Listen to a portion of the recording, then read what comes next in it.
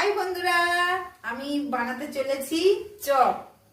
আর আমি এটা কিভাবে বানিয়েছি বলছি। কড়াইয়ের মধ্যে অল্প একটু জল দিয়েছি, ওর মধ্যে লঙ্কা কুচি, কারি পাতা কুচি দিয়ে সুজিটাকে দিয়ে নেড়ে নিয়েছি, নুন দিয়েছি আর চাট মশলা দিয়েছি, দিয়ে আলু সিদ্ধ করে নিয়েছিলাম, আলু সিদ্ধ দিয়ে এটা মেখেছি, দিয়ে এরকম শেপ বানিয়ে নিয়েছি। এখন তেল বসিয়ে দিয়েছি, এখন তেলটা গরম হয়েছে, আমি এখন এগুলো এক এক করে ভেজে নেব, দিয়ে গরম গরম আমরা খাবো।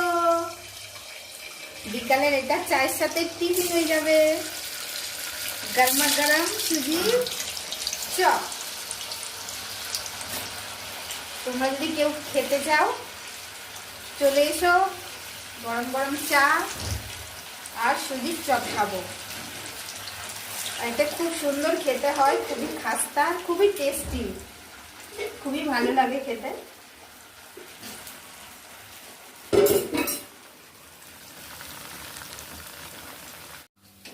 আমি এগুলো চপগুলোকে এখন একটু উল্টিয়ে পাল্টিয়ে নেব। এক পিঠ ভাজা হয়ে গেছে হালকা, এই যে এই পিঠটা একটু উল্টিয়ে দিচ্ছি। সবগুলো আমি উল্টিয়ে পাল্টিয়ে নেব যাতে ওই পিঠটা ভাজা হয় সুন্দর করে। এদিকে চা বসিয়ে দিয়েছি, দুধ চা, চা হচ্ছে, এদিকে চপও হচ্ছে, এদিকে চা হচ্ছে, ফাটাফাটি জমে যাবে খাওয়াটা। বন্ধুরা, বড়াগুলো ভাজা হয়ে গেছে, আমি এখন প্লেটে তুলে নিচ্ছি। ঠিক আছে, এই সুন্দর বাদামি বাদামি যখন কালারটা হবে তখন বড়াগুলো তুলে নিতে হবে, আর খুব মুচমুচে হয় তখন। আমি এখন প্লেটে তুলে নিলাম, খুব সুন্দর হয়েছে। ওদিকে চাও ফুটছে টকবক টকবক করে। বাকিগুলো আছে, বাকিগুলো এখন আমি ভেজে নেব। ছেড়ে দিলাম।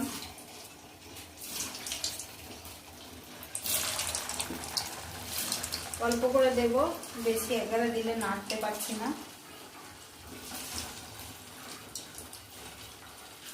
ব্যাস, এই কটা দিলাম এখন। বন্ধুরা, চপ রেডি, চাও রেডি, আমি খাওয়া শুরু করে দিয়েছি। দারুণ হয়েছে খেতে, খুব দারুণ খাস্তা, খুব ভালো লাগে এটা খেতে। এই যে সসে ডুবি ডুবি খাচ্ছি, আরো বেশি ভালো লাগছে। একটা খাওয়া হয়ে গেছে,